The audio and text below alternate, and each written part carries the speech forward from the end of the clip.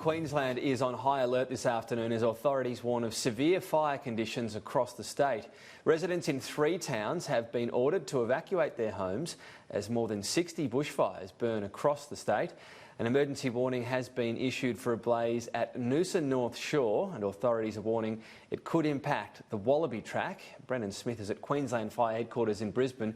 Brendan, this has been a volatile and fluid situation. What's the latest you're hearing?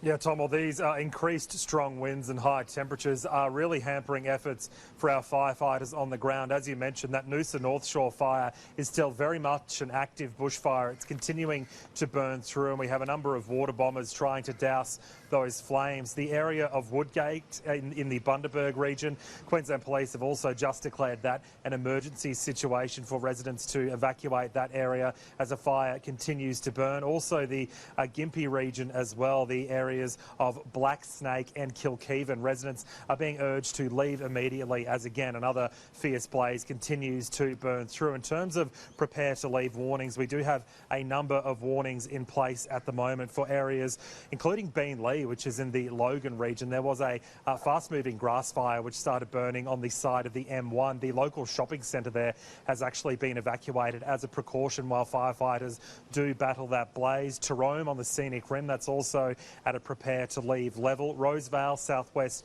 of Ipswich, Mount Alphen and Doubletop, which is part of the Clumbar fire, as well as the scenic rim in terms of the Spices Ridge area as well. A number of roads have been blocked off there. We heard from the Premier and the Bureau of Meteorology earlier this morning, just talking about some of those wind conditions that firefighters are battling with as the days roll on.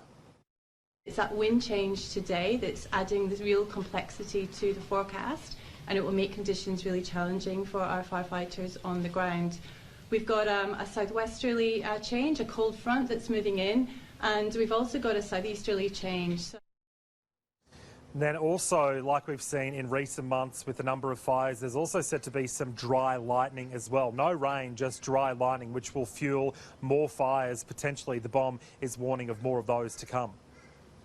There's a bit of a battle of air masses at the moment, so with that southwesterly and the southeasterlies, where that air comes together, there is the potential for some thunderstorms to form this afternoon.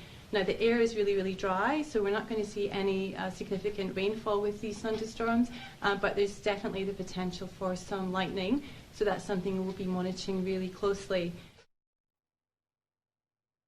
Brendan, a waterbombing aircraft has crashed in southern Queensland as well. What do we know so far?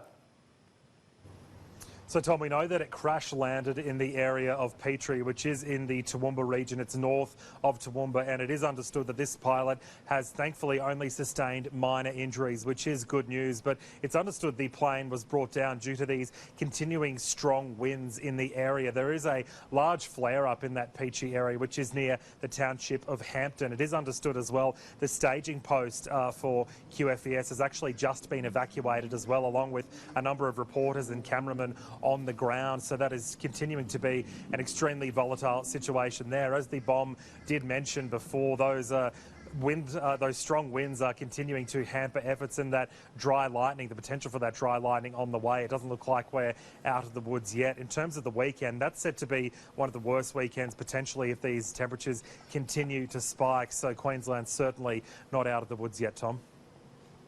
Brendan Smith, thank you. We'll keep updated. Residents in the Gold Coast hinterland, meanwhile, and the scenic rim as well, are being advised to avoid any unnecessary travel as the bushfire conditions worsen there. Live to Julia Bradley, who is in Clumber. And Julia, falling trees are now another risk for people. That's right, Tom. That's one of the main concerns at this stage. Fire-affected trees are potentially falling and posing a real threat to some of our motorists here.